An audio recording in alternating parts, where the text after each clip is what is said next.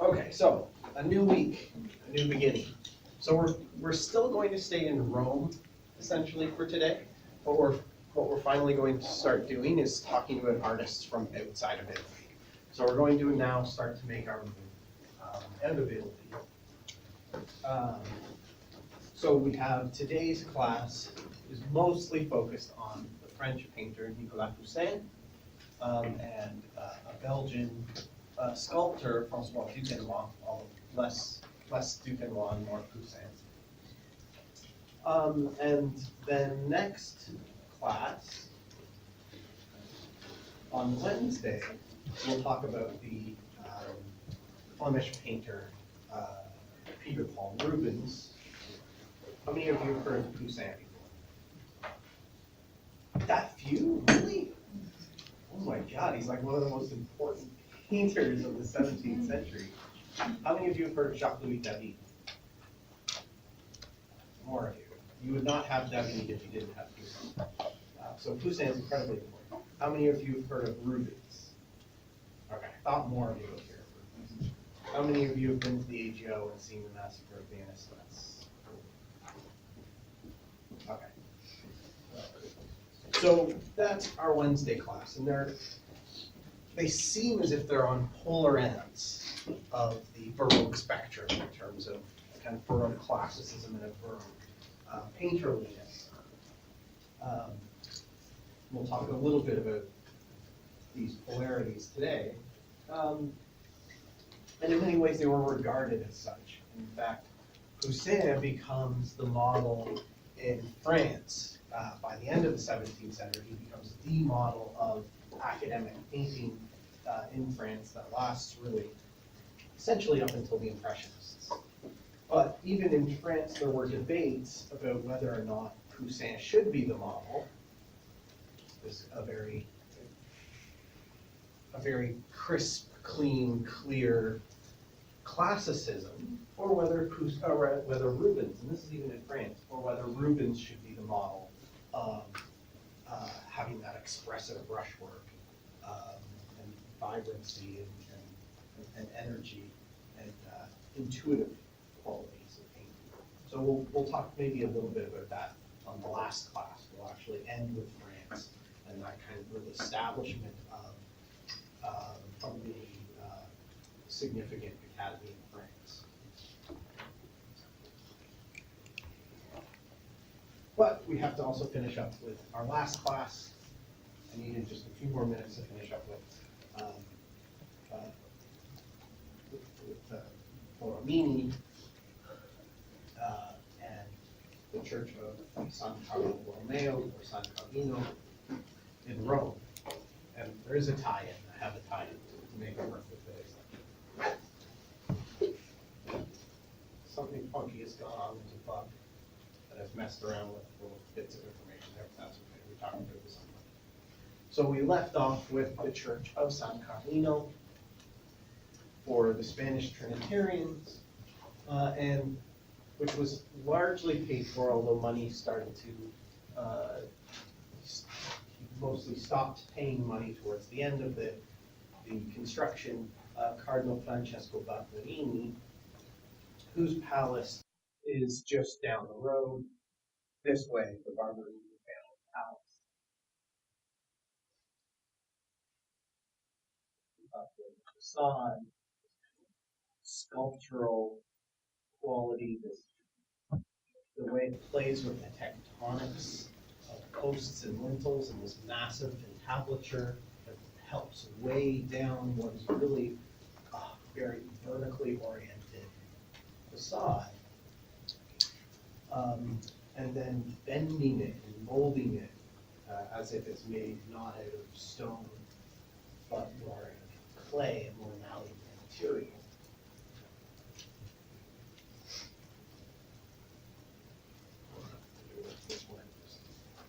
The church itself was actually meant for a very small monastic complex or convent for the Trinitarians to be housed in. So Borromini's commission does not just include the church here, you can see the facade there, but also this cloister space here here is this very small, tiny courtyard space for the cloister. And the cloister is where the members of the Trinitarians, the monks of the order, essentially perambulate, walk around in circles the cloister. Just regarding like the outside of the church, I was Yeah. wondering, like the shield-looking frame thing Oh, the on coat top. of arms. Yeah, I was wondering if anything originally was in that, or if we just There can't was see in this originally a fresco of, it was a fresco painting, I don't entirely remember if it was a Trinity or if it was a fresco. I feel like it was a fresco of Charles Borromeo.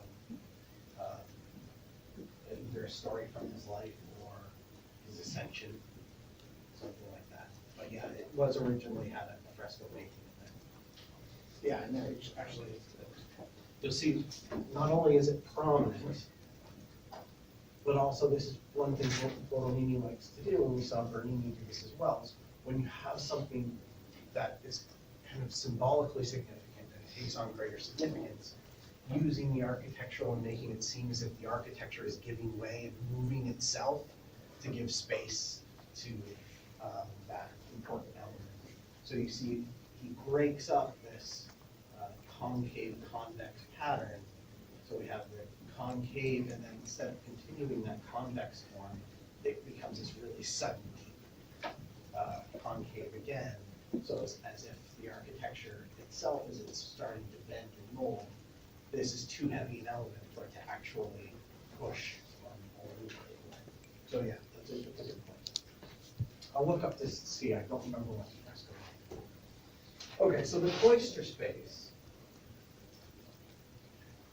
is just a simple space to get water, but also to kind of walk around in circles as you kind of recite prayers throughout the day. So it is simply decorated, simply ornamented. You don't want the distractions as you walk around, but at the same time you want it to be fairly intimate, to feel comfortable while you're there. Borromini has chosen essentially the Tuscan order, the simplest of orders, which fits the outdoor space, the basic functional space that it is, and for the kind of humble activity of walking around this reciting programs. But rather than just keeping it a square courtyard, we see Borromini cut in to the corners with these slightly curved edges, as if he's beveled the corners here. And what that does is in your vision, in your sense of vision, you get this kind of empathetic reaction of circularity, of perambulation. So it kind of helps with that notion of moving around in circles. And then you get its simplicity, it's all monochrome. It's simplistic, but then you just get this one simple flourish, little place where Borromini gets to insert his inventiveness and imagination in the balusters here, where he inverts, he alternates the pattern of them being upside down and right side out, just to create a bit more of a rhythmic effect through the balusters. Instead of being repetitive, now it kind of alternates and gives it a little bit more rhythm. The inside of the church is also monochromatic, less decorative, except for the altarpieces with the gilded frames. But Borromini here is given over a little bit more to the careful carving and sculpting of forms. And he's chosen a different order that is more fitting for a church space. The Corinthian order, or actually it might be composite. Composite order, a taller, slenderer proportioned columns, more refined order.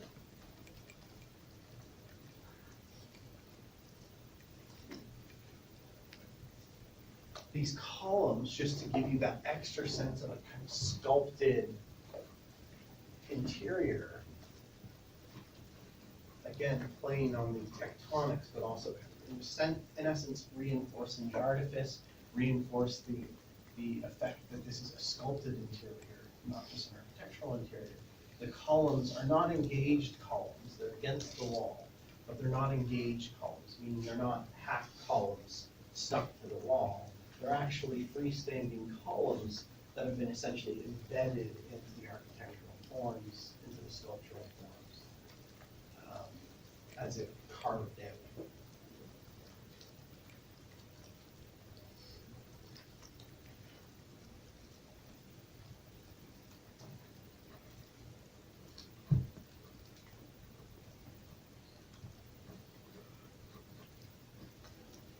It's monochrome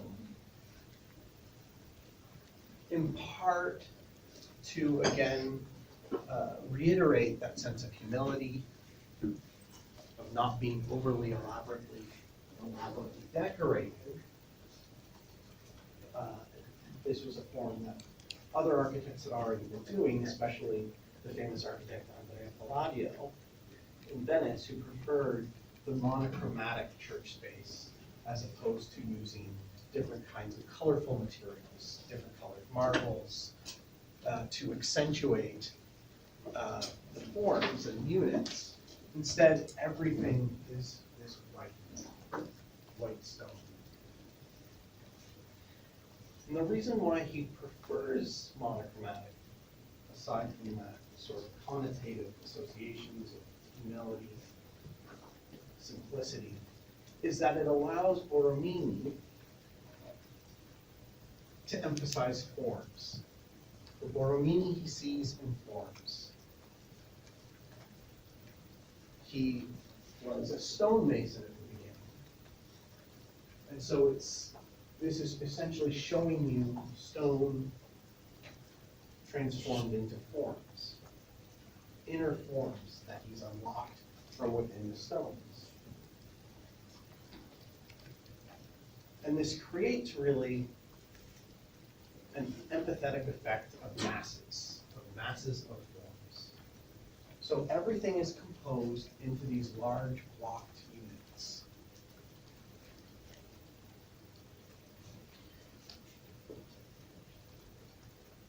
Even with the embedded columns, they have a certain kind of mass that emphasizes or that articulates the bays of the church, give you this kind of rhythm around, and they're not all of the equal distance. They're smaller along the corners here, and then they're wider at the chapels and altars.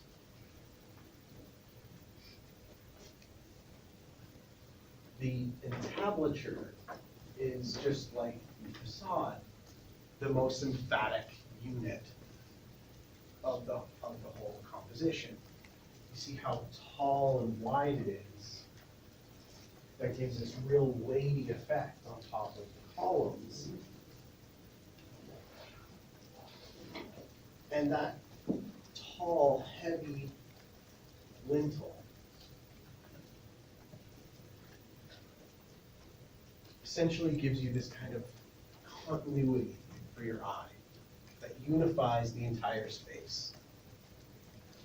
That is the unifying element that connects all of these bays together. And that movement, that sense of motion, is then articulated all the more with these striated bands within the heavy, blocky form. So that it doesn't just seem like a weight, but it seems like a weight in motion.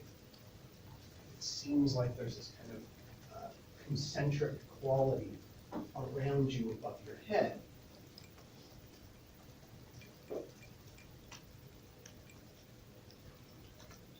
So it's extremely dynamic despite its emphasis on form. There is no termination point, it just continues. So it's like an infinite rotations of an ellipse. This may relate to current discussions and debates about the motions of the planets. whether they move in circles or whether they actually move in an ellipse. Which of course now we know they do. So they don't move in a perfect circle. And this was discovered and argued by Kepler, Johannes Kepler, doing the mathematical calculations based on the measurements of the stars and the planets, that they must be moving in an ellipsis.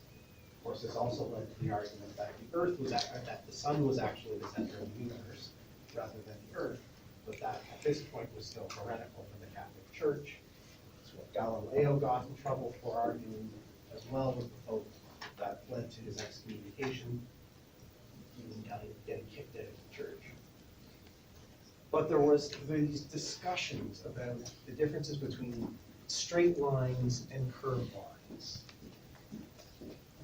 The ideal of circles versus an ellipsis.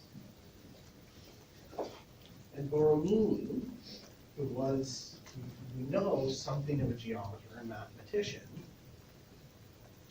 probably was more than aware of some of these debates and some of these ideas about the values of an ellipsis versus a circle.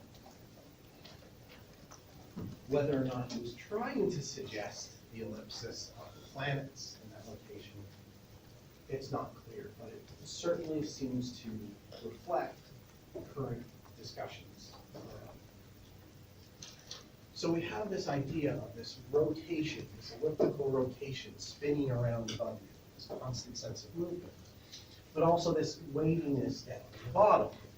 You can see this is enforced by these columns here, then these shaded pendentives and half domes on the sides, the half domes here on the sides.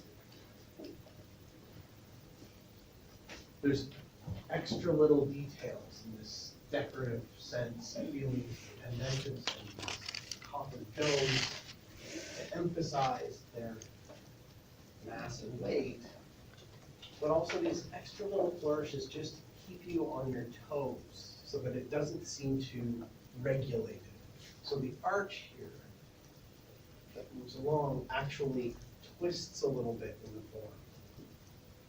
It's not totally just a straight band. The band on the arch actually just twists a little bit. You can maybe see it better here. This kind of twisting effect, as if it's a little unstable, as if it's turning in space. And then finally, all of that mass seems to give way. It's in essence liberated in this dome that suddenly is illuminated, that seems to lighten everything up, capped by a lantern, the open window space for the sun to come in through a little oculus-like hole in the top of the dome. So you get this sense of weightiness and then movement swirling around you until finally you get kind of elevated and lifted up.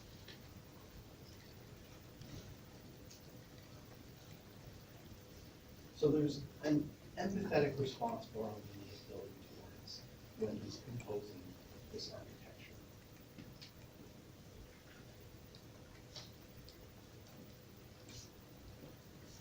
In the very top as well, I should point out, is actually a stained glass window of the Trinity itself, the triangle representing that Trinity. These are Trinitarians. So they're essentially under the protection, they are devoted to the Holy Trinity, the idea that God has three aspects: the Father, God Himself, the Son, Jesus Christ, and the Holy Spirit, or the Holy Ghost, which is, in essence, the kind of living spirit of God that is all around us. The animating forces of life that are around us. There has been a lot of discussion about how Borromini went about making this plan. It's not the first elliptical floor plan for a church, but it was certainly one of the first, most prominent of them to change a great deal of Baroque architecture. And we can see some of these typically Borromini drawings with these really crisp lines. You can tell he has that architectural mentality with these very clean, crisp lines along the ruler. But then for some reason, he always smudges out the lines. I think to me, I'm just thinking Borromini just can't stand straight, rigid lines. He doesn't like that. He wants to blur out any sort of edges and forms. He likes to keep things moving a little bit rather than having that solid, definitive measurement. And because we have many of these drawings, there has been a lot of debate of how he used geometry to devise a form using circles and triangles that then are overlapping and then to create this form. I'm not going to get into that. I'm not really a geometry guy. I don't really get it. So I'm not going to get into it. I don't expect you to know it, but you should be aware that there are these debates. The architects out there might be more interested. So what this tells us is that Borromini was not just a bizarre, irrational thinker, but that he was actually a very deliberate, conscientious thinker, very intelligent thinker when he's going through his design. What we can also get at, even though we don't know the specifics of the geometry, and there's been a lot of debates about what that means, if there was symbolic significance to all of it. At the very least, in general, we can see that the floor plan does seem to echo the shape of a mandorla. The mandorla is that golden radiance that issues around the Trinity, the Father, the Son, and the Holy Ghost, the dove. Right? So the plan in some way seems to allude probably nothing anyone would recognize as they enter in there and say, oh, well, I'm standing in a mandorla. But the idea is supposed to give you a kind of sympathetic allusion to the mandorla and that same sort of feeling of being in the presence of the Trinity.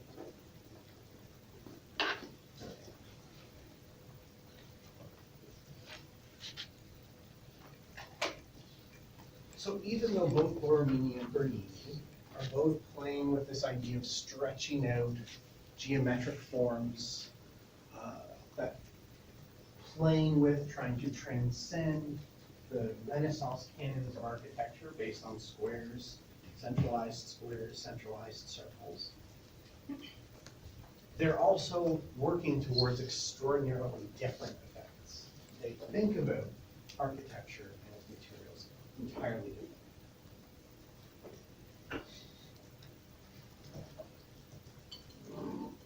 Essentially, Borromini sees in forms like a stonemason.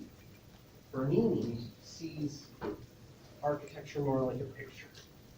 For Bernini, the architecture is pictorial. He's trying to tell a story.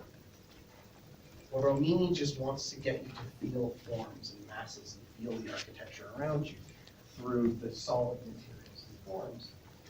Bernini wants you to see that picture, in this case, creating an entire story through architecture to create an all-enveloping space for this mystical experience of seeing St. Andrew crucified on the cross and then elevated up through the architecture into the dome that now looks like a sunburst heaven opened up above you. Borromini prefers things monochromatic so that you feel those forms, so that you see immediately, so that the emphasis is on those forms. Bernini prefers the colored materials because he's thinking more like a painter than he is an architect or sculptor. And he wants to kind of dematerialize the architecture.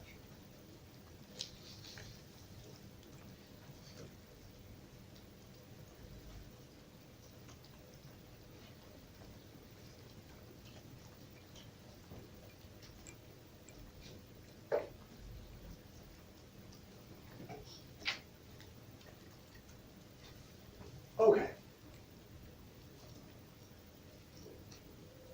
Remember that patron for San Carlino, Cardinal Francesco Borromini, or Francesco Barberini.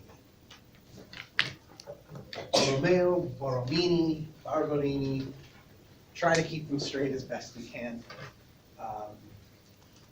So, Cardinal Francesco Barberini. This is the palace here that is just down the road from San Carlino. So this is my transition from San Carlino I was based on.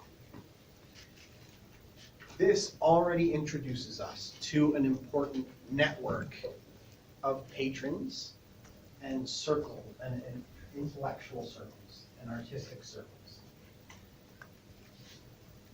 So the Palazzo Barberini was purchased, and then the facade was being transformed when Matteo Barberini, Francesco Barberini's uncle, was elected pope in 1623 and became Pope Urban VIII. It's typical when a family has a pope elected that they do start to work on their family palace. They have a new prestige, they now need a new palace to reflect that. And actually, Carlo Maderno was the architect brought in to design this facade.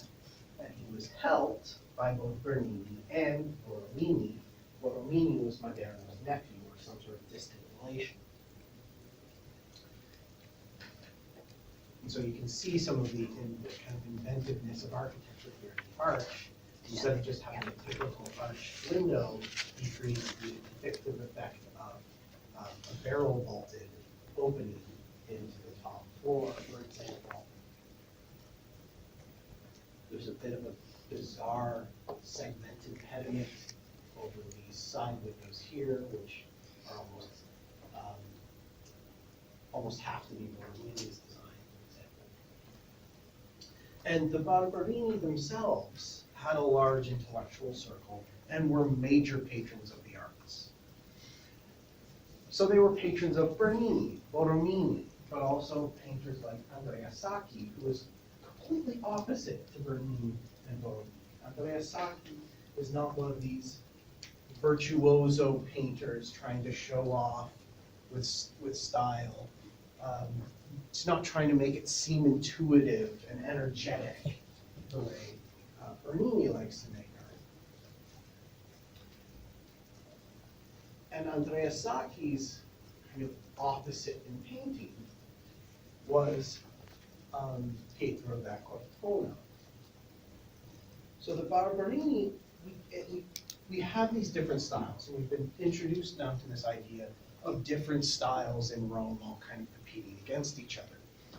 But patrons weren't siding with any one particular artist. They do seem to kind of gravitate towards any artist they see starting to become getting a celebrity, right?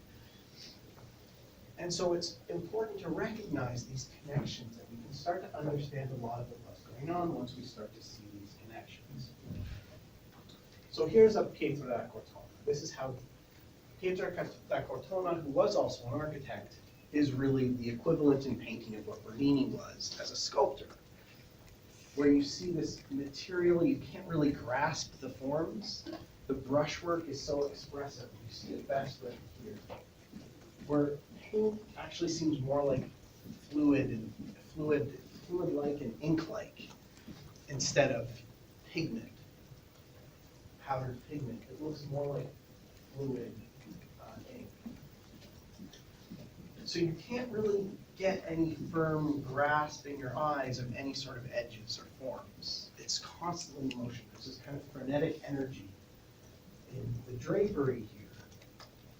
And it's the same with the figures. His open arms then kind of link this background space and foreground space. But you're never really sure about where the planes of space are. He has no problem whatsoever giving you just these incidental details that we expect now in photography, but don't typically think of when you're trying to compose a picture. A helmet sticking up over the forms. It's this strange incidental effect. Chopped off, cropped faces, where you just get that sense that there are figures behind there, but they serve no purpose other than just to give you a sense of a crowd, an impression of a crowd behind there.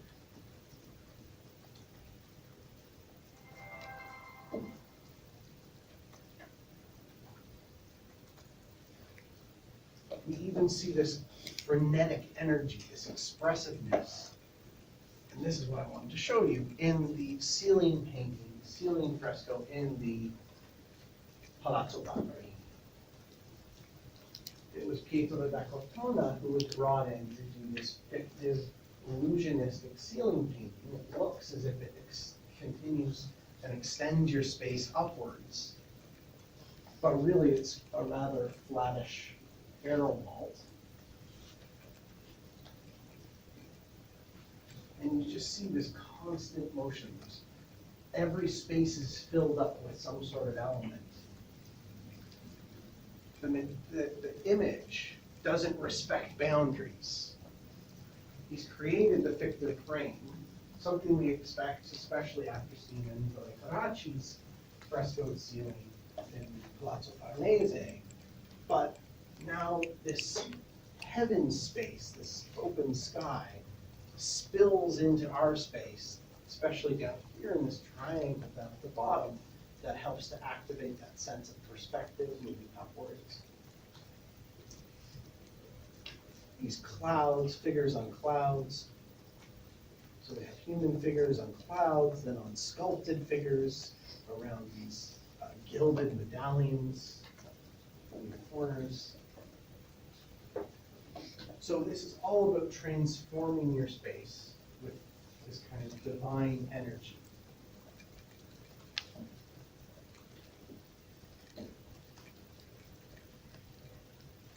I don't really want to get into the specifics of the iconography here. So I'll just show you the breakdown of all of it. But essentially this fresco is just about the election of Maffeo Barberini to Pope.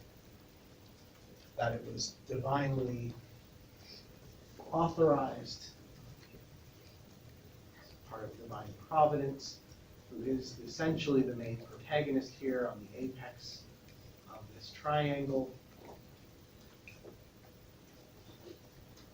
along with time and fates, that it was prefigured and anticipated in history. The laurel wreath of victory around the 3 golden bees that were the logos of the Barberini family. The bees are diligent, they work hard. They're also poetic because they fly from flower to flower, the way a poet goes from model to model, and they believe that the flowers gave the bees the honey, and they mixed the different syrups from the flowers and then synthesized them into a single honey. So the bees were a kind of motif of poetry as well. And bees were also a symbol of sanctity. When saints die, instead of their bodies becoming putrid and smell disgusting, the legend is always that when their bodies were unearthed years later, there was a sweet smell because of their sanctity. And so that's like the honey smell that bees create. Yeah, I just had a quick question. So at this point, would this have been like the official residence of the papacy, or was it just more for like his family and their status? More for his family. Okay. Yeah. Okay. So the Pope then lives in the papal residences, That's the what I was papal wondering. apartments at the Okay. Vatican by St. Peter's. Mhm. But then the family, so Cardinal Francesco Barberini, lives here. And so when important dignitaries and visitors come and visit Cardinal Francesco Barberini, they're hit in the main hall, this kind of semi-public large hall space. They're capped, they're topped by this reminder of the importance of the Barberini family.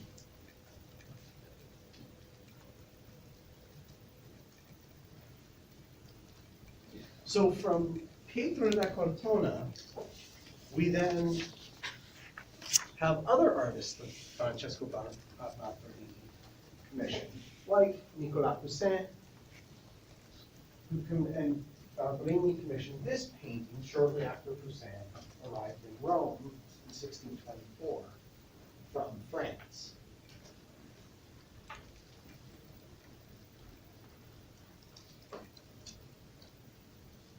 the Barberini were not just patrons of local artists, but they housed and sponsored and helped artists coming particularly from France. Because first Matteo Barberini, who became Pope Urban, and then Cardinal Francesco Barberini as well, were legates, were kind of ambassadors for the Pope in France. So they had these very close ties to France. So they continued to kind of sponsor and maintain that relationship with France.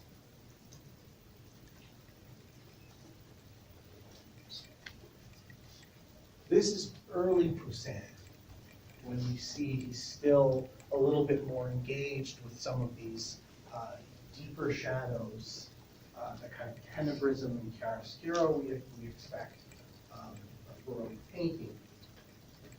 But despite that, and despite even a slightly loose brushwork, we could not be farther from Pietro da Cortona in style and in attitude. Poussin respects the boundaries. He respects the rectilinearity of his frames. So here we have a very crisp, clean, rectilinear composition.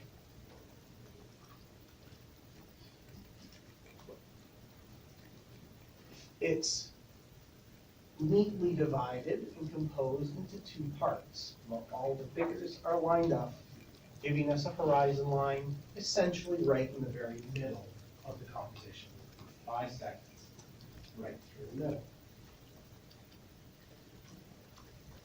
We see Poussin allowing the primary colors to stand out more, to take greater prominence in these larger fields,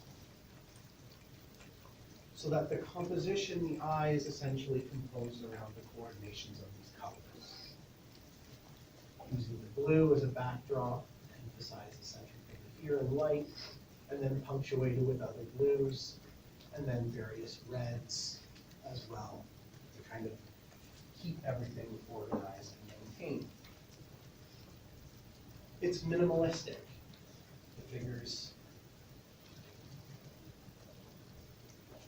the architecture, everything is crisply and cleanly delineated. You don't get any of the blurring effects, none of that uncertainty about space. You get these very clear planes of space moving back, unlike Pietro da Cortona is trying to break through and pierce all of those planes. The figures are lined up essentially in parallel to us, lined up for us so that we can see them each in turn, so that each of their gestures and reactions, each one gets its prominence and place along the story, so that you get fewer of those details where someone is, we call those incidental details of a helmet appearing over top. The closest you get really is this cropped off face here, which is surprising and throws you off a little bit, but that's because the arm is really what you notice, and that's the gesture that's supposed to take its greatest prominence. So there's a clarity here in the narrative. Even if you don't know this narrative, you can start to easily piece together what this is about. What would you guess the concetto, the theme, the effect of this story is?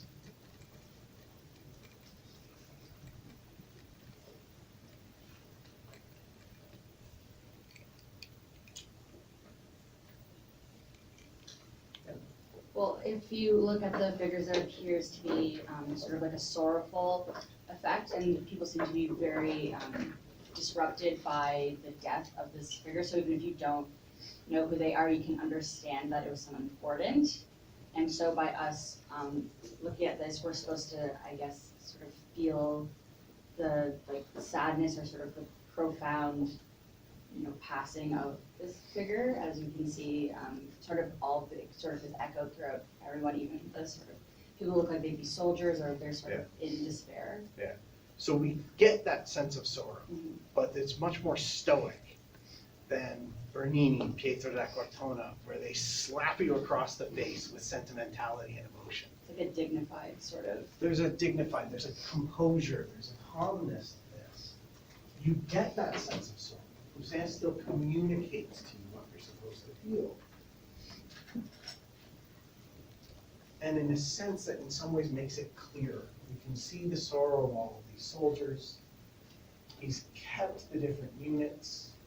And really, if you know your David, this is essentially the prefiguration of David's painting. The Oath of Laurentius, for example.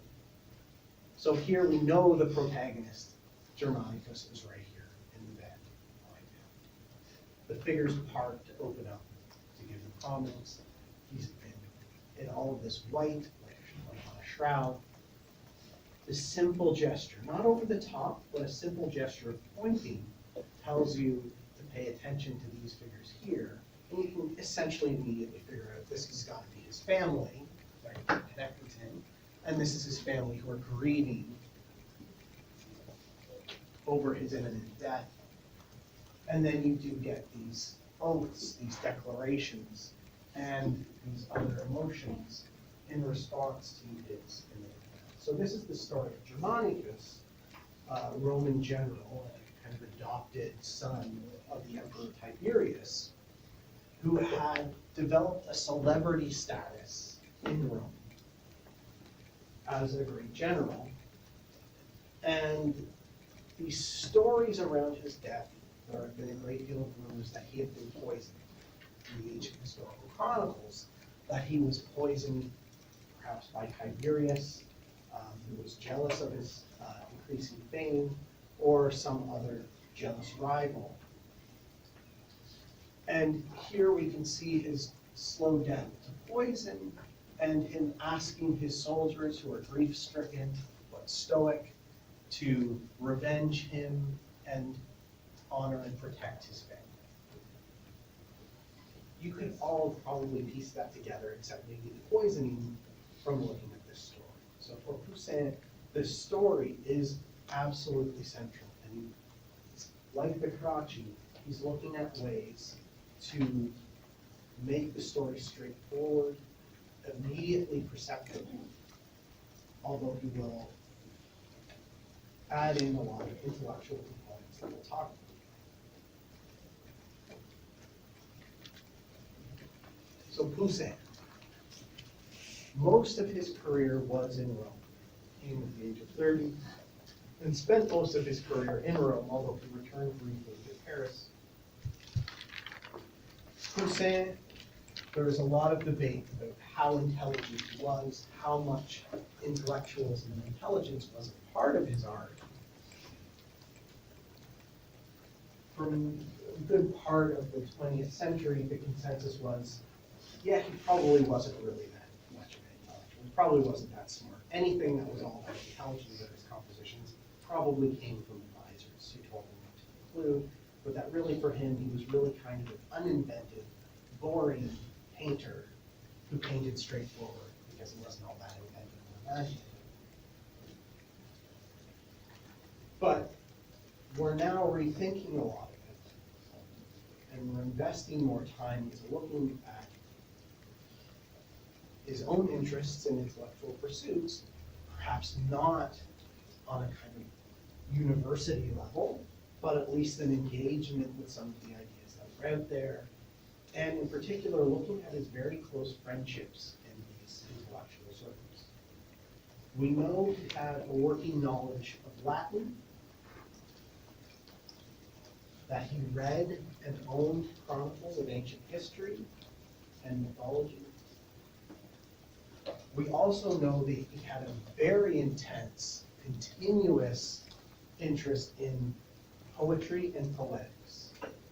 So not just poetry itself, but theories about poetry, poetic structures, poetic styles.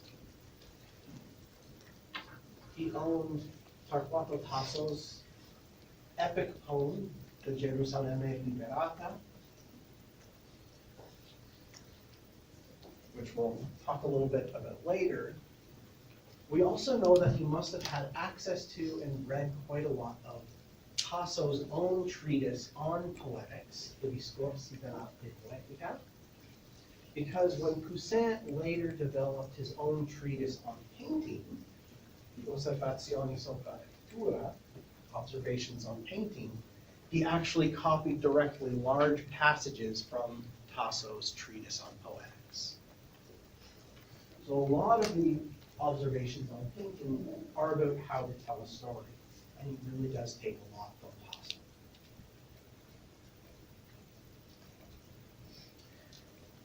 When he was in France, the Italian poet who essentially supplanted Tasso as the great poet,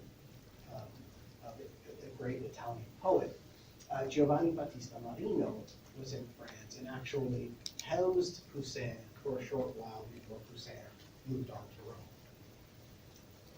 This is also kind of just on the cusp of Marino becoming extraordinarily famous with L'Adone, the Adonis, a long, rambling, epic poem about the relationship between Venus and the shepherd Adonis, the Greek hunk Adonis. And that relationship really continued. It's Marino, we've already talked about him a little bit, who really embellished and took to another level the idea of the concertismo. That idea of playing with these witty inversions in poetic structures, especially inversions between the story that then gets inverted back and self-reflexively to the artistic process itself.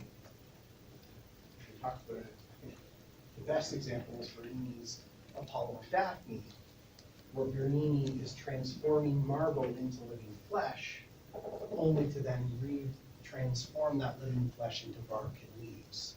So we get these kinds of inversions from the story of Daphne that requires her to be a living theme, to Bernini transforming marble to capture her living flesh, her seductiveness, and then Bernini transforming the marble once more in reflection of the story of the turn into marble, giving her life only to take her life away again.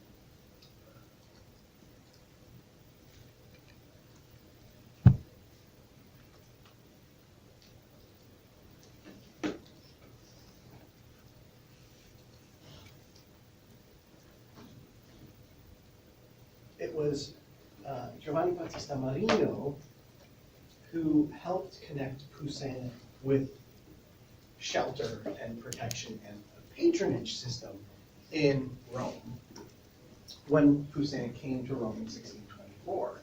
So Marino set him up with Cassiano dal Pozzo, not an overly wealthy person, but a prominent and influential person with enough wealth to be able to sponsor something like that. Cassiano dal Pozzo was the secretary to Francesco Barberini, Cardinal Francesco Barberini. And Cassiano dal Pozzo had also accompanied Francesco Barberini to France for some of his ambassadorial missions.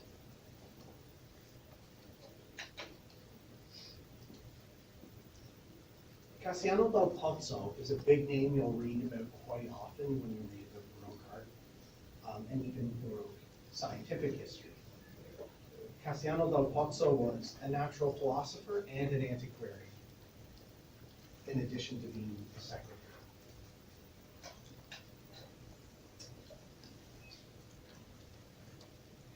He was a member of the Accademia dei Lincei, the Academy of Lynxes, which was an extraordinarily prominent science academy in Italy, and included none other than Galileo Galilei. You've all heard of Galileo, right?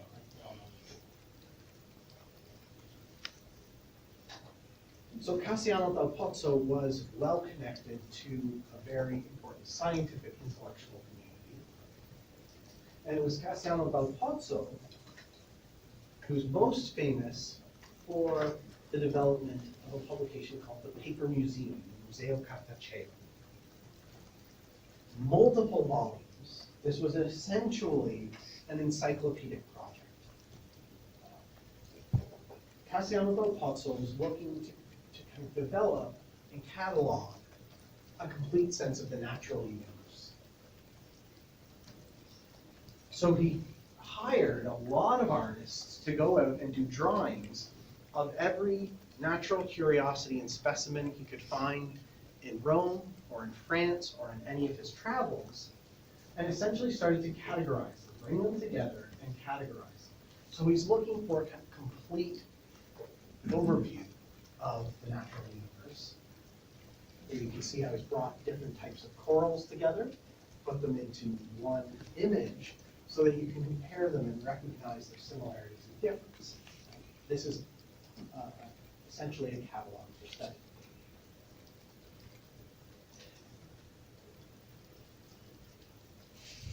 You might notice as well with this endeavor to catalog, to gather all together all of these natural specimens, and he's calling it a paper museum because it's the mandate of a museum. And this is the emerging culture, the emerging phenomenon of a museum. Cabinets of curiosities, to gather as much naturalia, natural curiosities, natural specimens, into a single place and try to order them, catalog them, categorize them. This is very similar to that philosophical idea we've already talked about called, aptly enough, the idea, the capital I, idea. Remember Mallory's short little excursus on the idea, this notion that everything in nature originates from God. So there is one pure form that originates with God, but as it descends down to the earth and these materials, it gets corrupted at its various levels, and that's what creates these varieties all around us.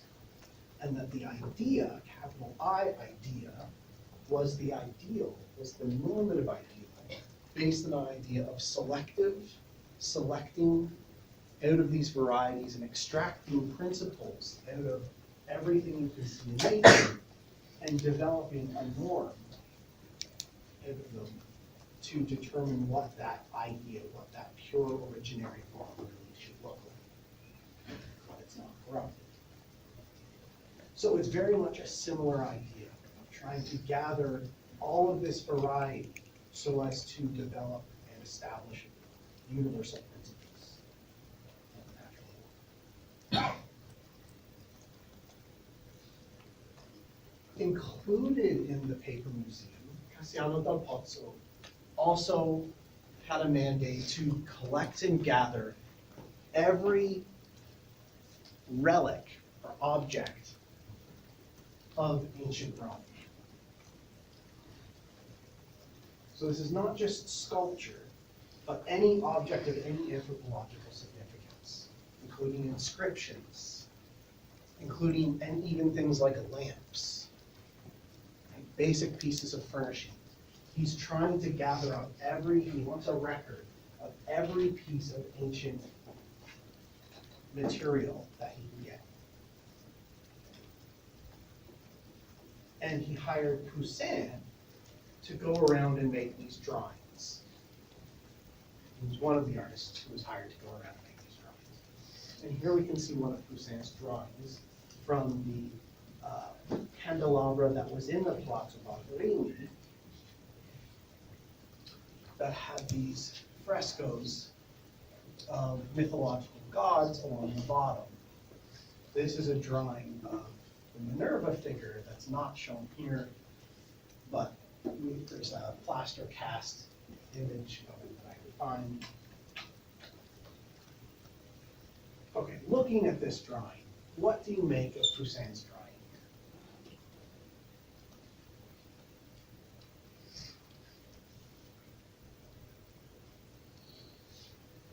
Angela? I think he's emphasizing the fact that it is a sculpture, judging by the fact that he used shadows behind the drawing.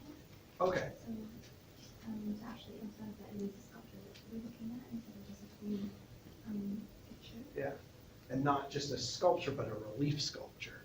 And that's actually how we were able to find the source, was partly by figuring out that this looks like a drawing of a relief sculpture. So yeah, that shading and shadow makes it clear that there's a contour here against the flat surface. Okay, so Poussin's finding these details and he's drawing in a way to communicate as much as possible about what the image is. Good. What else is Poussin doing? The edges are less refined comparing to his painting. They're less defined. Okay. Edges, yeah. Yeah, the edges are less defined. This isn't really a complete drawing, it's a kind of sketch. It's an initial impression of what he's looking at. It's a study rather than a complete finished product. He's trying to show the detail on the feet. The detail on the feet, yeah. We're focused on this figure, Minerva, but really the feet stand out. Why? What do you think about the feet? What do you make of those feet? Yeah. Why is he looking at the feet? I guess you won't, like, I don't know. No idea. Who has it? That was Andrea. I just found it interesting that he sketches the different angles. Because in the drawing, it looks like he's just standing in position. So, it's interesting that he's trying to figure this. Do you think he's trying to reconstruct her feet specifically? No. Figures that the people have said on. Yeah, he's not really giving us much detail of the feet there. What else do you think is going on with the feet? Sophie? Actually, I feel like those shoes are like different, they're different shoes. So maybe he's imagining or inferring what kind of shoes are the most suitable in this country. Right, so these feet actually come from the different figures on the candelabra here. And it's the sandals that he's interested in, not the feet. It's the sandals. So the same way that with this figure, he's trying to essentialize and just communicate, make it clear that this is a relief sculpture, so it's the basic that he wants to communicate. It's not so much that it's Minerva or any sort of artistic forms. That's not what he's trying to show you. This is more of a documentary style of drawing. So he wants to communicate schematically the essentials of it as an object. But here, with the feet, yes, he's interested, again, not in the artistic forms, but in its anthropological, almost a kind of archaeological sensibility of the different styles of sandals that he finds on the feet of the figures on the candelabra. This is a historical approach, trying to determine the different details of history. What did they wear? What did it look like? What are the differences? This is a very analytical approach to history through objects. This is why it's very archaeological and sensible.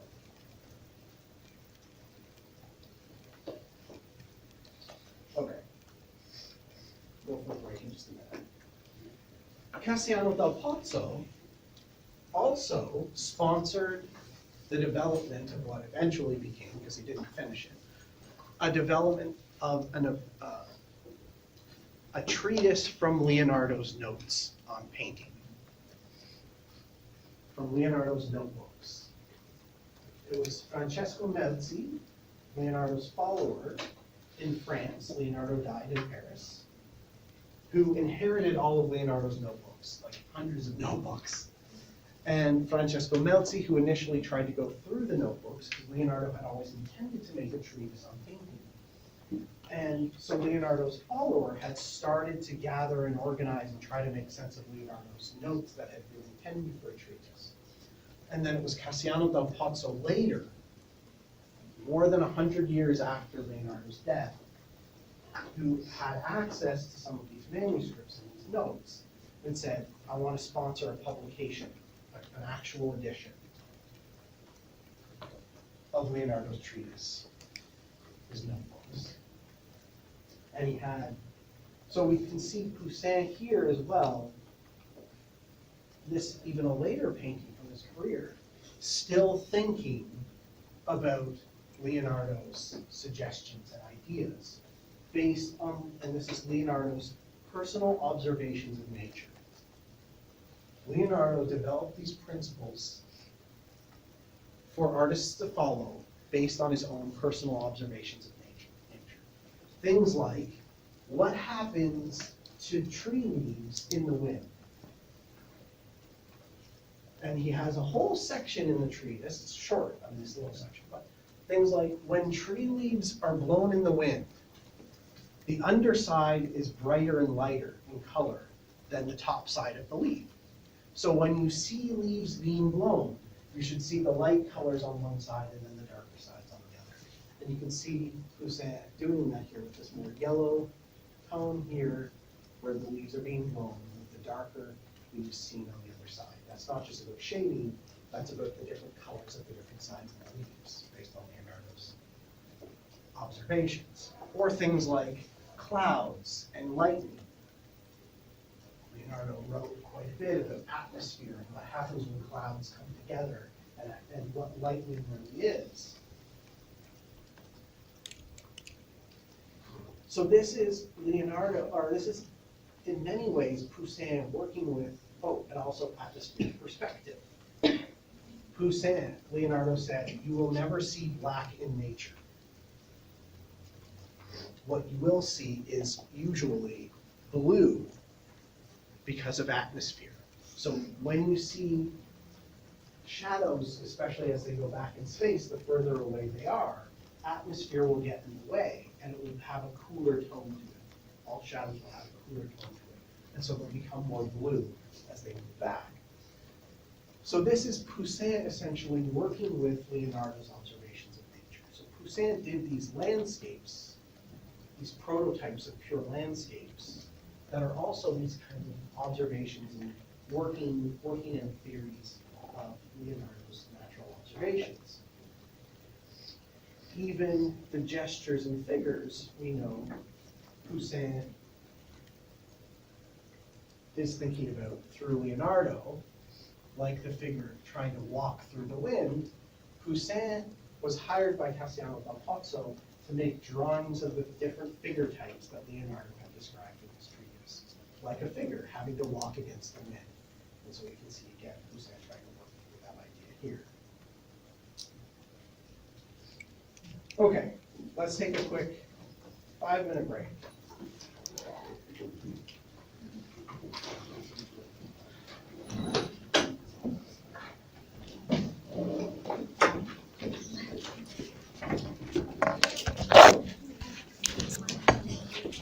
How many of you did the top